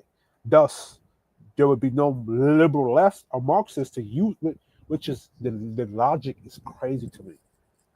Black people, how did you let the liberal left, who are also white people, trick you to believe that white people who practice capitalism is racist, but they're not? How did that happen? I don't understand that contradiction. Two of those things cannot exist at the same time. You cannot say that the liberal white people on the left is not racist, who are the same white people as the white people who practice capitalism. But they convince you that one side is racist, but they themselves are not. Both of them are white people. You wouldn't. It doesn't make sense. So, racism corrupted capitalism. Capitalism didn't create racism, right? Why Black Americans got attracted to socialism and communism? The appeal of communism or socialism came from the desire to redistribute, a desire for redistribution, because the economic deck had been so stacked, right? So because Black people were broke and Black people were struggling, if I'm saying redistribute the wealth or the economy, and this is something that socialism does, right? So this is one of the laws of 48 laws of power. Don't reveal your hand. So this is how Marxists was able to trick Black people because they didn't reveal their complete hand. They only just said the part about a desire for redistribution because the economic deck had been so stacked. So now if I'm telling Black people that's already broke and struggling in America that, hey, communism and socialism helps to redistribute economic wealth and money into your pockets, of course Black people are going to choose that because already you're looking at capitalism as something racist towards you. So now you're going to pick the thing that sounds like it's going to put money into your pocket, not realizing that what comes with them putting money in your pocket is that they're controlling your pockets at the same time. Marxist language named the enemy the bourgeoisie, which in American context look a lot like rich white men. Communism said, pay attention. Marxist language named the enemy the bourgeoisie or boule, right? Which in American context look a lot like rich white men. This is how they're able to trick you to not like black people who have money too, right? And I'm gonna show you that contradiction later. Read this again. Marxist language named the enemy the bourgeoisie, which in the American context looks a lot like rich white men. See, bourgeoisie, if you put it into the context of Africa, the bourgeoisie would be black.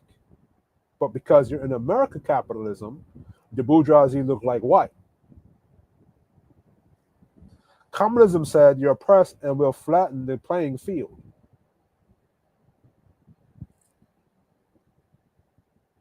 This is how it's appealing to black people because it's saying now we're going to equal the playing field, right?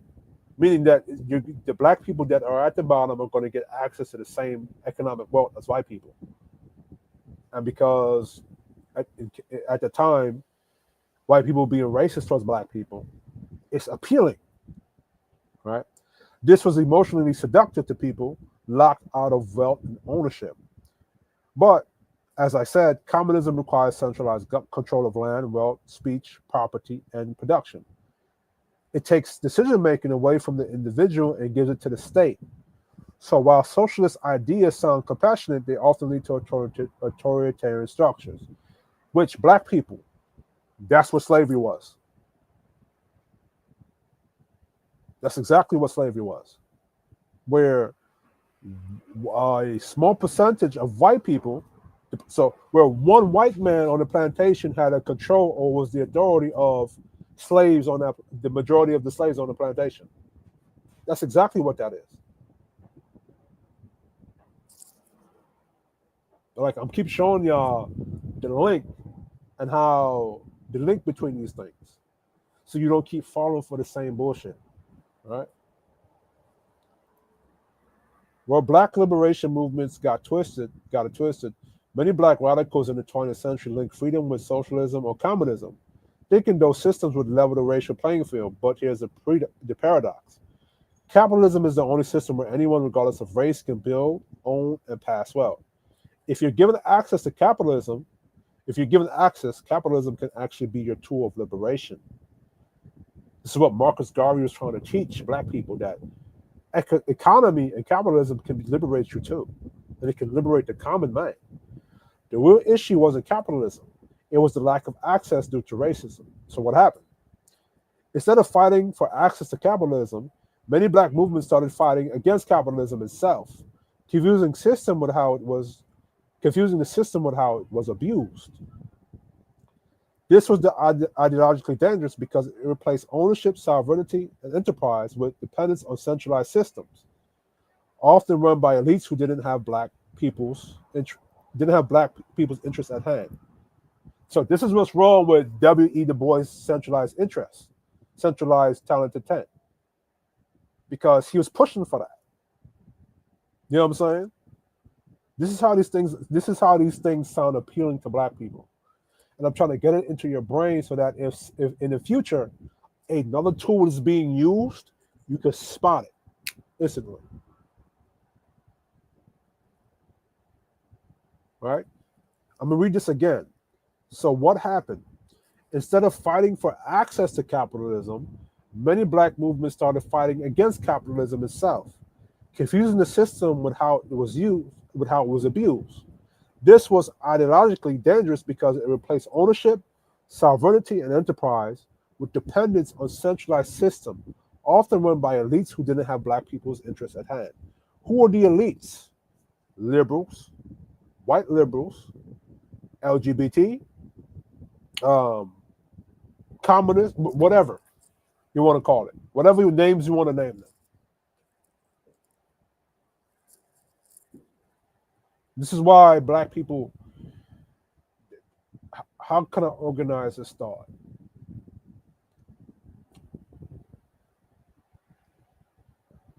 This is why black people's stuff has been hijacked from you. And this is why you don't own your stuff, because you have somebody. This is what DEI and all inclusion is. This is why in Hollywood, whenever they put a black face up there or black male up there, he's either gay, LGBT, or some kind of crap. Because they have the power over your image. They have a power how to dictate how you're being portrayed in movies and TV.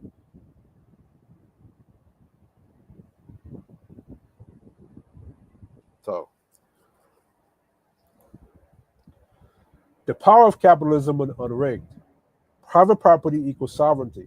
Free markets equal voluntary trade. This is the lemonade stand analogy I talked about earlier, right? The lemonade stand analogy is that I can open up a lemonade stand and I can make a profit off of that. And if you want to, if somebody did, now with you, let me explain it properly, organize my thoughts properly, right? So what a free market is, right? I can open up a lemonade stand in front of my house. Nobody can dictate to me how I sell my lemonade and how I produce my lemonade. That's what a free market is, right? Somebody across the street from me, they can open up a lemonade stand too, and we both compete. Now it causes me to make better lemonade than that person, and that's a free market. And I'm not forcing that person to buy it from me. It's voluntary, right? Individual choice equals freedom. Wealth creation equals generational empowerment. If you're not allowed to build or own, that's not a flaw of capitalism. That's a flaw in your access to it. So, black people, if you're not able to build something for yourself, it's not capitalism. You can't. It's just because of racism, redlining, slavery. You did not have access to the capitalist space. This is how dangerous slavery and racism is, and I hope that in the next 50 years, that shit will be dead.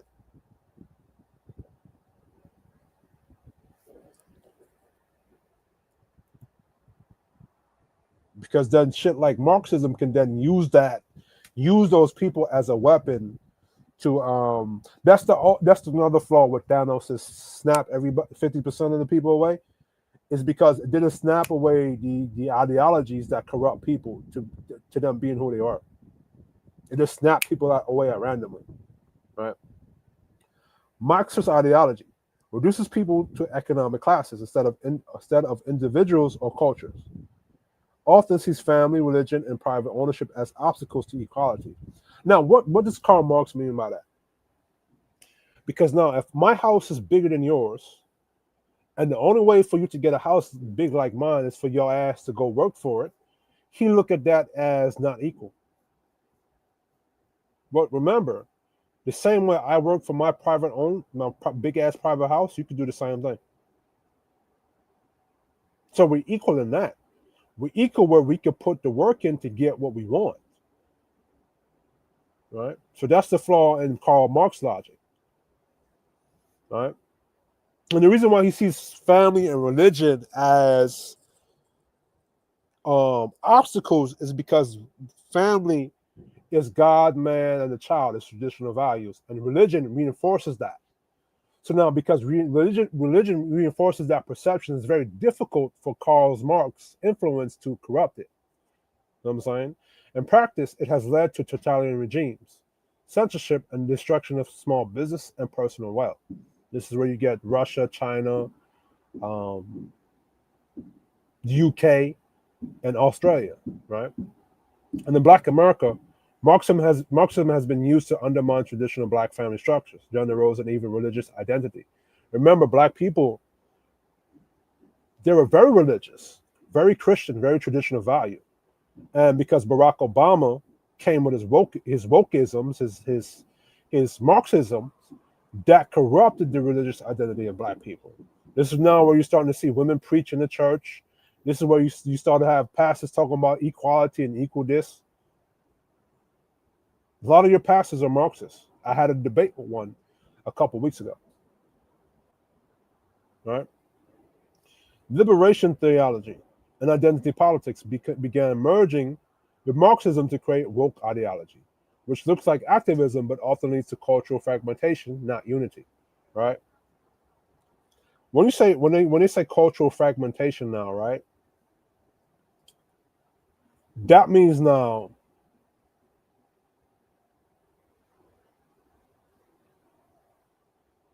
it's hard to explain that one, to be honest with you. It's hard to explain that one because now in black culture, now you have LGBT people, you have black people that's trying to be traditional, you have so many different identities now. You know what I'm saying? So now you've broken black culture from what it once was traditional values into different subgroups and subsets. Now you got LGBT culture that's part of black identity. Now you have gangbang culture part of black identity. It's crazy. You know what I'm saying? Capitalism is not racist, but in America, racism was used to block black people from participating in capitalism. This led many to wrongly associate capitalism with oppression and toward socialism and communism, thinking they offer justice. But in doing so, many unknowingly embrace systems that eliminate freedom, ownership, and individual power. The very tools needed for true black sovereignty, right?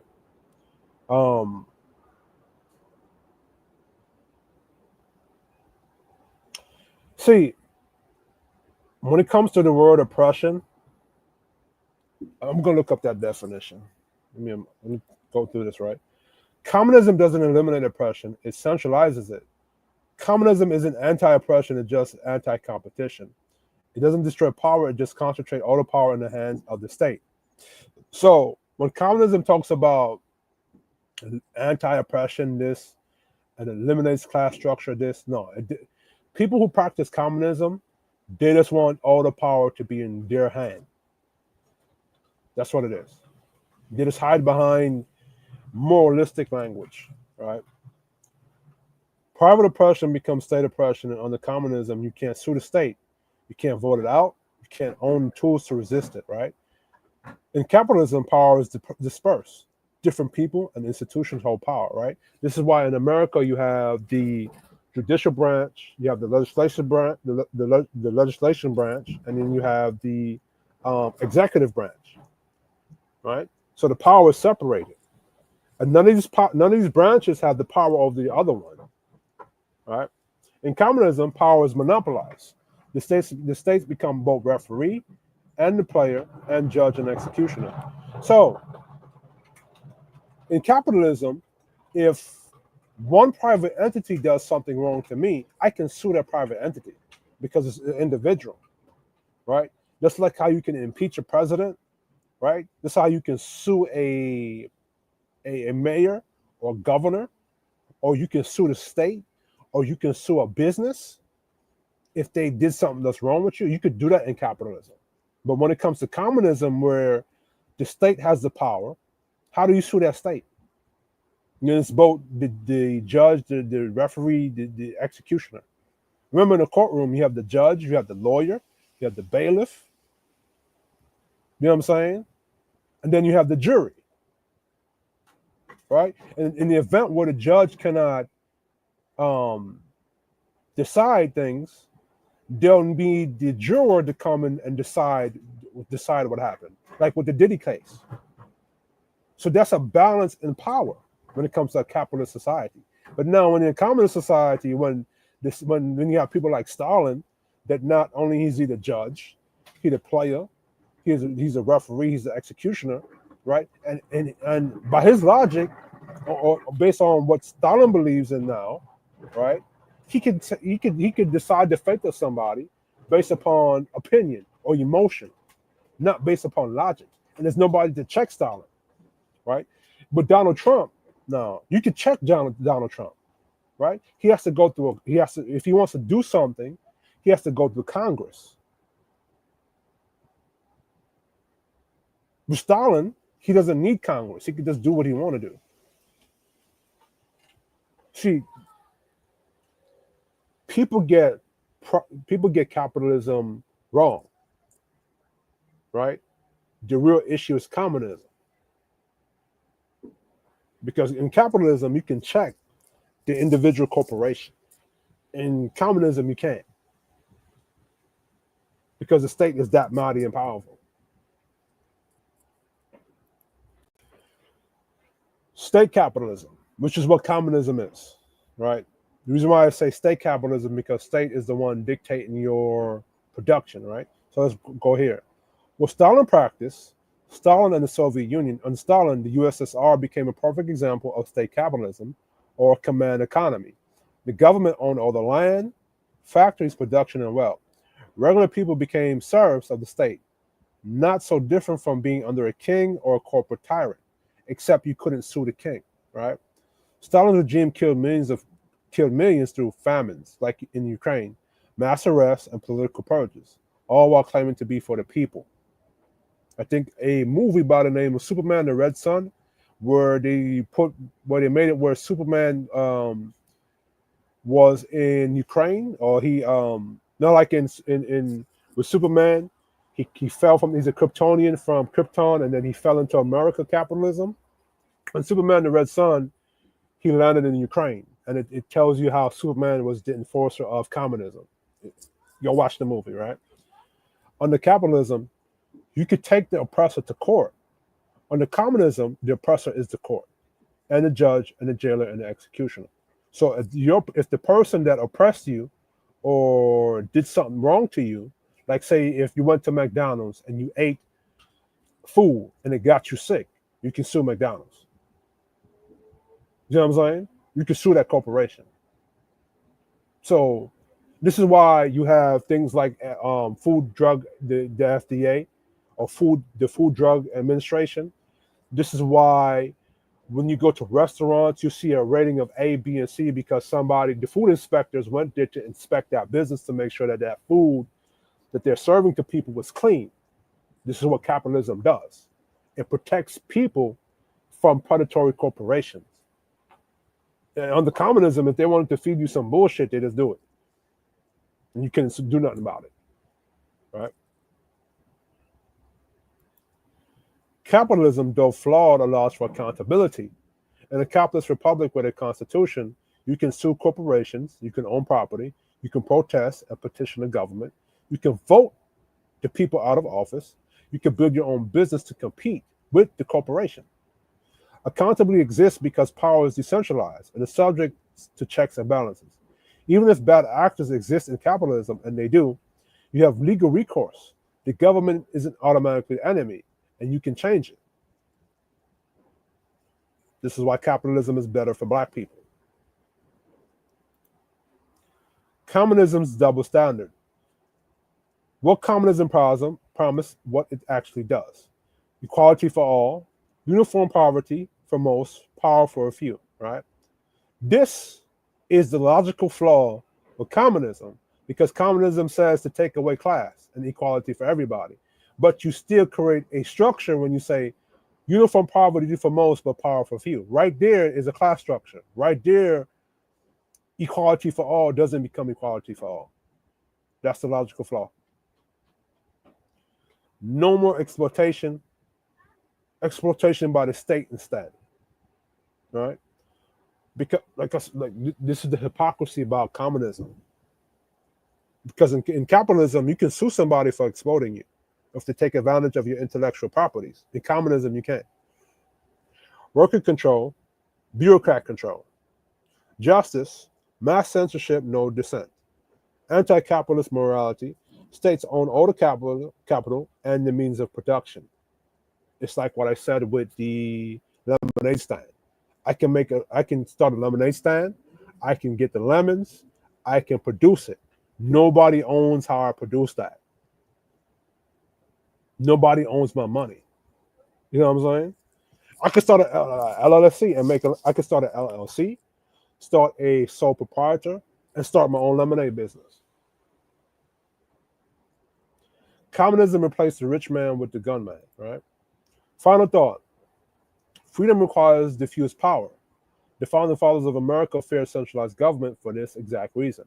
This is why they broke away from the British Empire, right? Because they wanted their own freedom, right? That's why they created a constitutional republic, not a mob rule or autocracy. The same logic applies here. Capitalism, when properly regulated by law, enables economic freedom, private ownership, and legal accountability. Communism removes the right to own, to challenge power, or to escape oppression because the state becomes the ultimate landlord, boss, and enforcer. Right?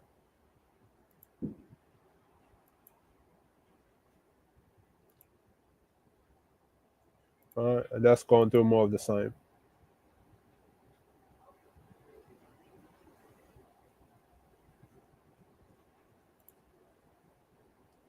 All right, so hold on. I want to go into something in the internet line.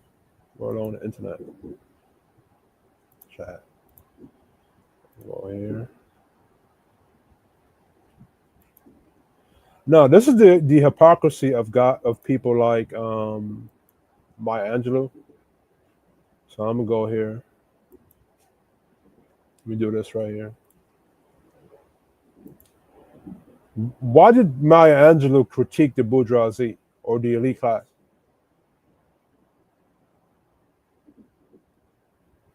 Let me show you here. Maya Angelou's critiques of the bourgeoisie or elite class stem from her experience and observation as a black woman. Black women in America, specifically during a time of widespread racial segregation and inequality, her work often exposes the systematic nature of racism and how it intertwines with the class inequality to create oppressive systems. So you say black women, but black men were also being oppressed. Right? So this is, I'm going to show you the hypocrisy behind it, right? Speaking truth to power, Angela's poetry and autobiography work served as a powerful forms of resistance against injustice.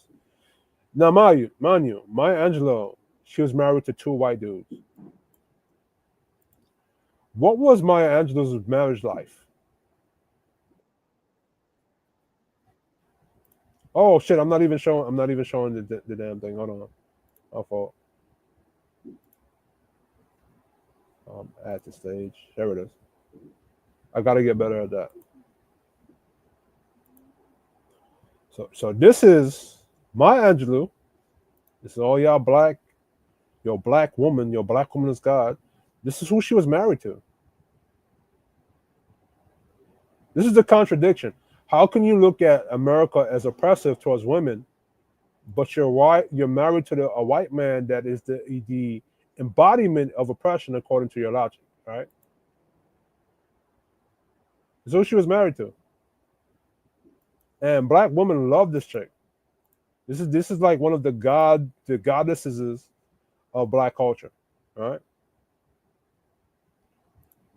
So let's go to Chat GBT, right? And I'm gonna make a new chat. Watch this. Now, according to the logic of a lot of black people who were Marxists, like W.E. Du Bois, Maya Angelou, Angela Davis, they always critique the bourgeoisie class, even though they themselves were part of the bourgeoisie class. Maya Angelou was married to two white men. The contradiction with that is that those two white men are the embodiment of the very same bourgeoisie class that they critique. Not only that, Angela Davis, of her critique of capitalism, benefited from capitalism. I noticed that a lot of black leaders that are part of the talented, even when you talk about W.E. Du Bois, right? He talks about the talented 10. The talented 10, that's an elite class of blacks, which goes against a lot of the Marxist principles because he's calling himself an elite class. Marxism and communism seeks to eliminate class. So that's the contradiction that I have with a lot of black leaders that preach Marxism in one breath and then double speak and engage into that same thing and even benefit from it. Is there any truth to what I say or to my logic? So I'll put this into Chat GBT and see what Chat GBT comes up with.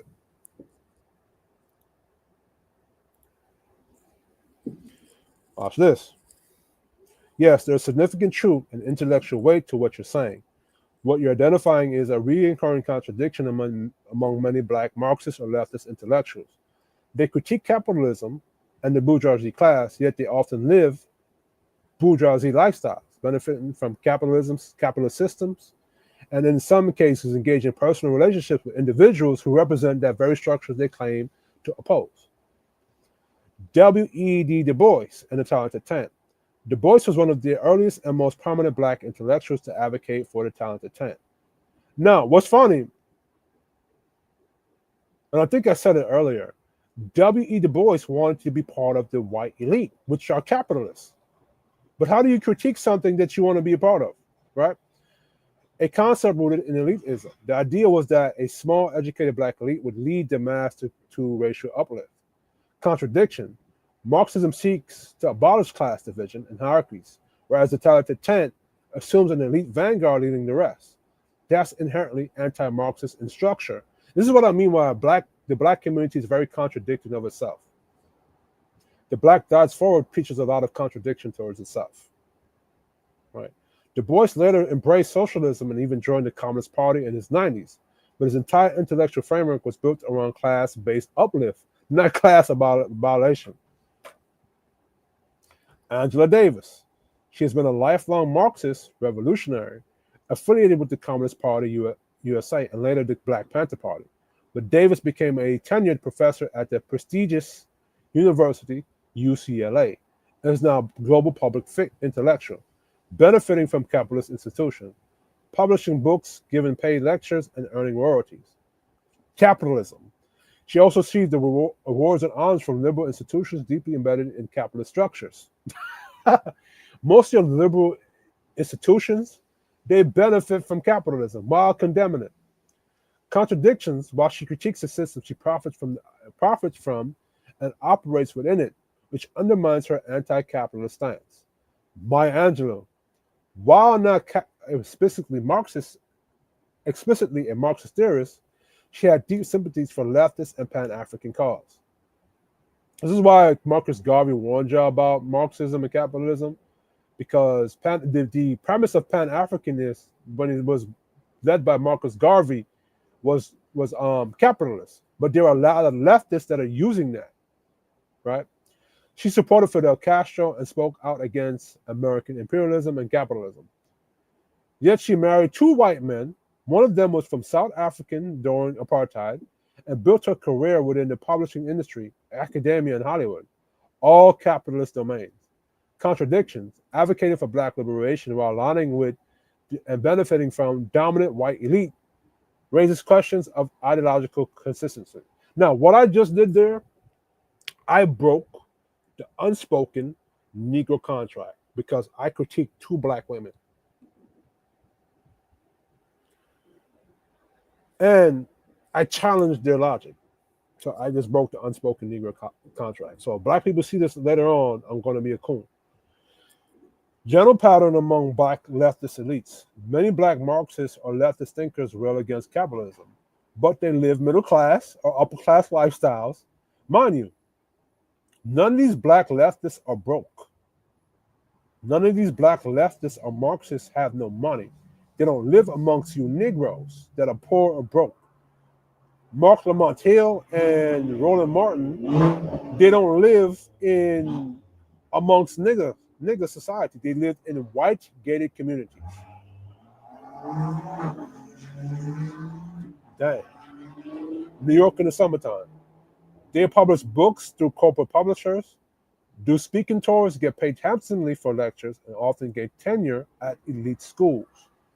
They engage in cultural gatekeeping, deciding who is or isn't revolutionary enough, which reproduces a class-based intellectual aristocracy. That is the contradiction that I speak of about Marxism and communism. You want to get rid of class, but you promote classism because you get to gatekeep and determine who gets in the gate. So in other words, you don't dislike classism, you just want to be the ruling class. Your observation, hypocrisy and doublespeak. See, so the AI acknowledges my brain power. You're pointing out a double standard. Preach revolution, live luxury. Will critique whiteness or bourgeoisie, yet form alliances, personal or institutional, with white elites. Condemn capitalism, yet thrive within it. This contradiction is real, and it's been critiqued by thinkers across spectrum, including black conservatives, Afro-traditionalists, and even non-Marxist Pan-Africanists. Historical cultural context.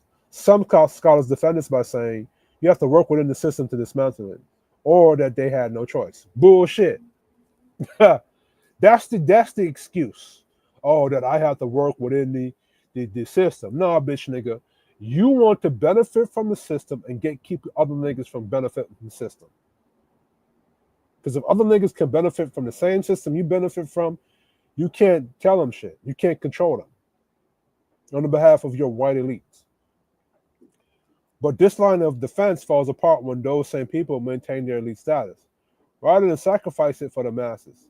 Revolutionaries like Fred Hampton and Thomas Sankofa actually lived their values, often at great personal cost.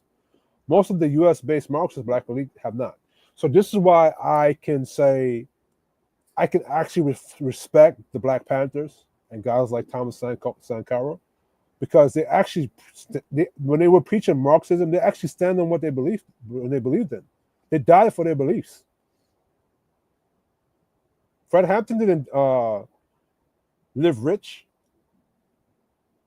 He died for what he believed in.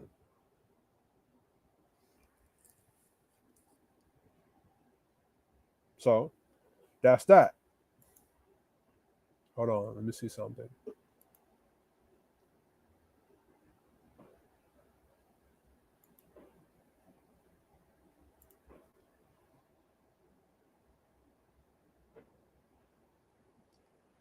So a lot of times I throw my thoughts into ChatGPT. ChatGPT organizes it for me. If I didn't have ChatGPT, I'd be writing a lot of my thoughts into a notepad and then create my own quotes and stuff like that. But ChatGPT makes it more easier, right? So this is my quote, one of my quotes. If a nation rises no higher than its woman, then a woman rises no higher than her man. Because at the end of the day, it is the man who must instruct the woman on how to raise that nation. A woman without a man to guide, lead, or instruct her has a nation headed for ruin. She would destroy herself and everything she produces, right? So that's my quote.